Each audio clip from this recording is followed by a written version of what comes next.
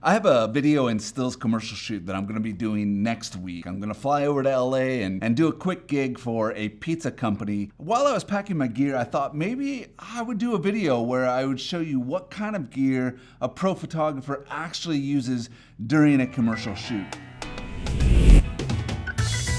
I started off as a travel photographer. I'll try to keep this short, but I think it's kind of important that you know my journey in photography because the gear that I have, and probably you too, reflects that journey in photography rather than, say, picking a specific genre and sticking to that genre. I mean, if that's what you've done, then great, but me, not so much. Like I said, I wanted to be a travel photographer. I wanted to grab my camera, travel the world, take pretty pictures, and make some money at it. I did some magazine work, I did ad campaigns, I even taught at a university, and I have a lot of gear that reflects that time period. However, food photography, commercial photography started creeping in. I started wanting to make more money, elevate my career, so I got an agent to represent my work. I've done a lot of large companies, large ad campaigns, I've done smaller companies, I've done resorts and restaurants. I have a lot of gear that reflects this time period in my life. I also do a lot of test shoots here in the studio for my portfolio,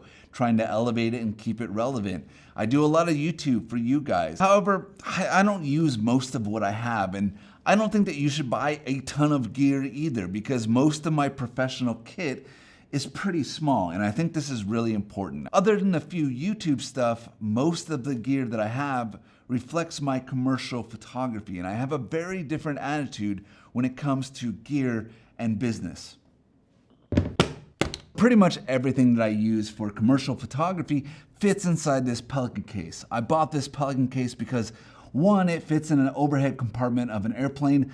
Two, it's pretty much indestructible and it keeps everything nicely organized. I have my Canon 5DS. It's my main still camera, the one that I do all my work with. I have my 50mm lens, my 100mm lens, 24 to 70mm lens, Canon batteries for my still camera. I usually plug it in straight to the wall, but it's always good to have a backup. I have a hard drive and card readers. I always shoot tethered, that way I have a view of the image and my client does as well. All of my commercial photography kit, excluding the 6K Pro that I'm filming on right now, is really old. These lenses, 8, 10, 12 years old. This camera, 8 years old, and I'm fine with that. I don't feel like I would make any more money as a photographer if I upgraded my kit. I want to let you know a little secret. Pros, they don't upgrade their kit. Well, at least the ones that I know. Like me, they will run their kit into the ground. Maybe they'll put some gaffer's tape on it, but until then, they won't be buying new stuff. Why? Well, it's a depreciating value. It's a business expense. It costs a lot of money, like you know, to buy camera gear. So I, for one, will be using this until it dies. Other than some dust, this camera looks like it came right off the shelf. If you're just starting out or you're thinking about upgrading, I don't think you need to buy the newest tech. After 8 years, the Canon 5DS is still going strong. I hope to get another 8 years out of it. This camera will probably outlive me. I mean, other than medium format, this is one of the best image quality cameras out there on the market. Big, huge advancements in technology hasn't really helped commercial photography. I don't really need more autofocus points. I don't need more frames per second. I mean, I don't use autofocus as it is, and I shoot one picture at a time. I don't need probably half the tech that's in this camera right here. I think if you're just starting out or you're thinking about upgrading, buying used or old gear is the way to go. The 5DS or the SR version right now is like $1,300. It's cheaper than most entry-level cameras, and it's massively better. This 50mm lens is probably my most used lens out of my entire photography kit. There's a lot of cheaper options out there, and I kind of wish I would have gone for a different option than I did. Probably not doing Canon any favors here, but personally, I think this one is a little bit soft, and the focal distance is a little bit too long, which is probably why I grabbed for the 100mm macro lens just as much. I use it for both stills and video. The 24 to 70 is probably my go-to lens for behind the scenes or in the kitchen, chef portraiture type of shots. You can zoom in, zoom out really quickly. It's more of my fast-paced type of lens. The Canon 24mm is another essential lens to my commercial photography kit. You can't see it right now because it's filming me, but I use it for more wider gathering type of stories. And I use it a lot for video. which is a perfect segue because I do a lot of video. Like I said, I'm gonna be going on this commercial shoot next week, and the majority of it is for video, and I'm gonna be using all of these lenses, including the 24mm and my 6K Pro from Blackmagic. I'm a big proponent of buying gear only if there's a reason to. If you're just beginning, maybe start with one camera, one lens, maybe the 100, maybe the 50, maybe both. Instead of buying a bunch of gear or props or backgrounds all at once and finding out later that you may or may not need it, instead maybe spend a little bit of money on gear and the rest on test images and building your portfolio. So for this commercial shoot, I'm taking my 5DS, my 6K, and all my lenses. But that's it. So why is my commercial kit so small? Well, I'm renting everything else. The lights, the stands, the grip equipment, the sandbags, even the laptop, everything else. Pretty much, if it's a shoot that's not in your studio and there's money in it, there's a budget for rentals. It's commonplace and clients expect it. You don't have to worry about buying everything else. My point is that you can have just the gear that you need to make your portfolio and then rent all the other stuff that you need when the time comes. Now, what do you need for that portfolio other than your camera and lenses? Here, I'll just take you on a quick tour of my studio. This is when it's clean. But for your portfolio, buy one light, maybe two, which will probably cost you more than the camera, but I use Elechrome. You can get away with much cheaper though. Godox, for example, as a cheaper brand, is actually putting out some really interesting stuff.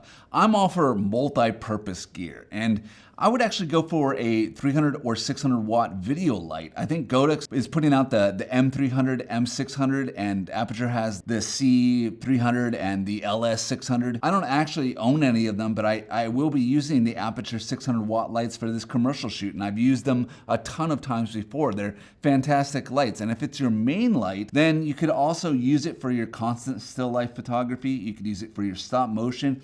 You could use it for your main video light. To modify that light, you're gonna wanna pick up a dish reflector and a grid combo, and a large softbox. Stay away from everything else, really. I mean, maybe I'll make a video about this, but in my opinion, those two are really the ones you need. I'm a big C-stand person. I used to be all about light stands because they're lightweight, they're easy to travel with, but if you're shooting mostly indoors, C-stands are rock solid, and you can do so much more with them, as far as holding your camera like I'm doing here, but lights, backgrounds, whatever. Also invest in a few extension arms and clamps like these. They're really useful for when you need to flag lights, hold cameras or backgrounds or props like I did in the last video. The last thing might just be a personal choice, but it makes food photography and life so much easier. But really, any little obstacle that slightly gets in my way from setting up will just be a creative killer, and I'll use it as an excuse to not take photos.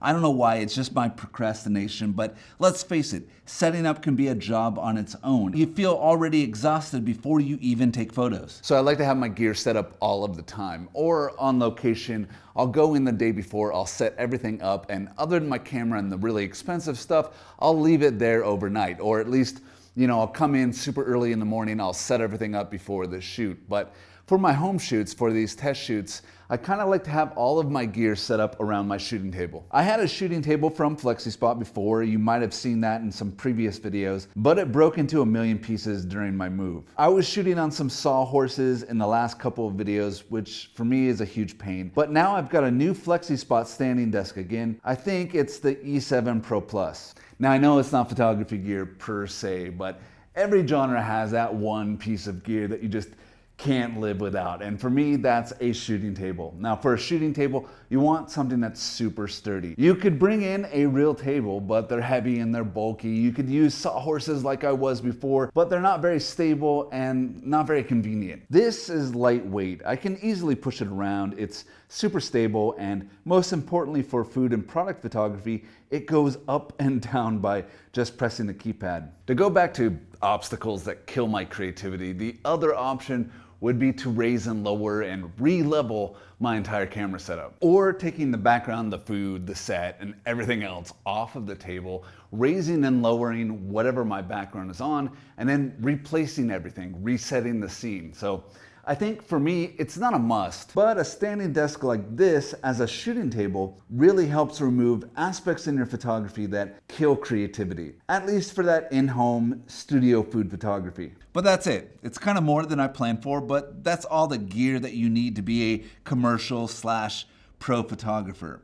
Your camera, lenses, lights, some stands, and a shooting table. Work on your portfolio.